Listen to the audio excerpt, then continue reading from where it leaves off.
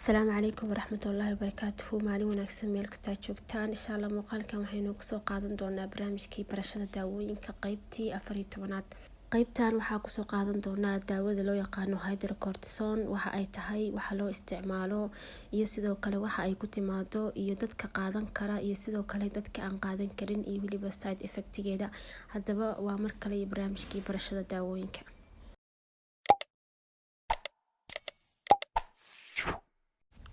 aynu ku bilownay marka hore daawadan hydrocortisone waxa ay tahay. hydrocortisone waxa ay ka tirsan tahay ama waxa ay ka mid tahay groupka daawooyinka loo yaqaano ama la isku yiraahdo corticosteroids. daawadan hydrocortisone waxa loo isticmaalaa in lagu daaweeyo allergiga ama xasaasiyadda. qaabka ay ku timaado daawadan hydrocortisone waxay ku timaadaa kaniini, irbad iyo waliba cream. dosage qiyaasta daawadan laga qaadan karo. daawadan qiyaasta iyo qaabka loo qaadanayo hadba waxay ku xiran tahay qofka xaaladiisa iyo xasaasiyadda uu dareemayo heerka ay la eg tahay. xasaasiyadda waxay u qaybsantaa 3 nooc oo kala duwan, waana mild, moderate iyo severe.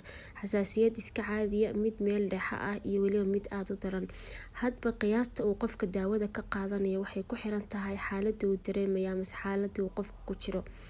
tusaale ahaan oo kale kaniiniga wuxuu ku yimaadaa qiyaasta ama miligaraamyada kala ah 5 miligram, 10 miligram, 20 miligram ilaa 30 miligram. qofka haddii xaaladiisa ay tahay xaalad caadiya ama xaalad meel dhexe ah oo xasaasiyadda haysa aysan ahayn mid aad u daran, wuxuu qaadan karaa kaniiniga isagoo hadba qaadanaya ama hadba uu dhakhtarku u qorayo miligaraamka markaasi ku habboon.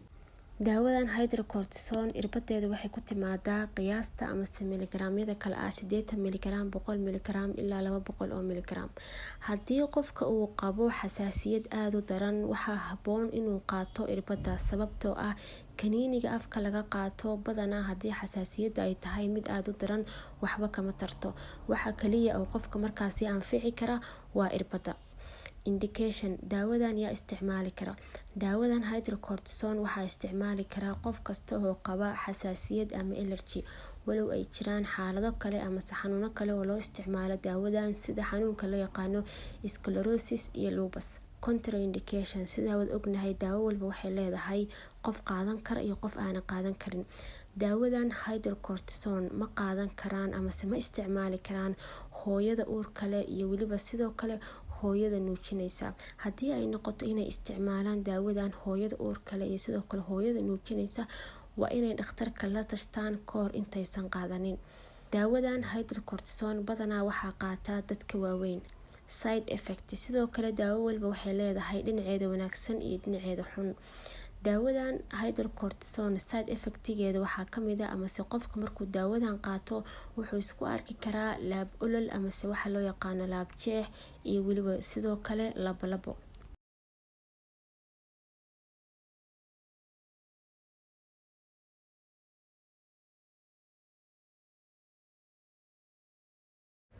dadka qaba xanuunka sokorta ama macaanka, caanaha ugu fiican oo ay cabi karaan waa caanaha geela. sida ugu fiican oo qofku isku caateyn karo ama miisaanka jirkiisa oo ku yareyn karo waa inuu markuu soconayo uu socodka boobsiiyo iyo sidoo kale gabi ahaanba inuu iska yareeyo waxyaabaha macaanka ama sonkorta leh. caanaha ugu fiican oo ay cabi karto waa caanaha geela, sababtoo ah jir ahaan iyo maskax ahaanba ilmaha way u fiican yihiin. talada ugu fiican ee la siiyo dadka lafaha iyo xididada ka xanuunsan waa joogteynta waxyaabaha dhanaan iyo waxyaabaha ay ku jiraan cusbada. waxyaabaha ugu badan ee qofka difaaca jirkiisa hoos u dhigi kara waa qofka oo badsada cabista waxyaabaha ay ku badan yihiin barafka iyo qabowga, iyo qofka oo quraacda dib u dhigta ama quraacdiisa uu daahiyo ama qofka oo quraacda ka booda. iska karkari caano kasta markaas soo gadatay, sababtoo caano walba waxaa ku jira bakteeriyada markaas loo yaqaan E. coli iyo salmonella. sidaa darteed caanaha markaad karkarisid bakteeriyadaasi way ka dilmaysaa.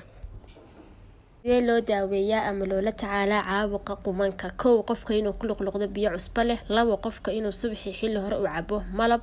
3 qofka inuu cuno cunto ay ku badan tahay toon. 4 qofka inuu cabo shaah ama biyo kulul oo ay ku badan yihiin sanjabiisha ama qorfaha.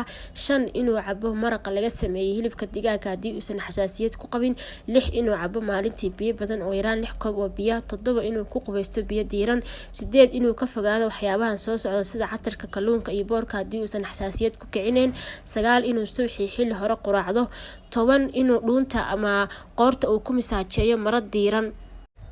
qaybtii 14aad ee barnaamijkii barashada daawooyinka waa naga intaas waa inoo qaybta xigta muuqaalkeena maanta intaas uu ka yahay haddii aad waxun ka faa'iideen isla wadaag asxaabta haddii aad nagu cusub tahay nagu soo biir haddii aad horey noola joogteen laagta nagu dhiirigeliyo. Assalaamu calaykum waraxmatullaahi wabarakaatuh.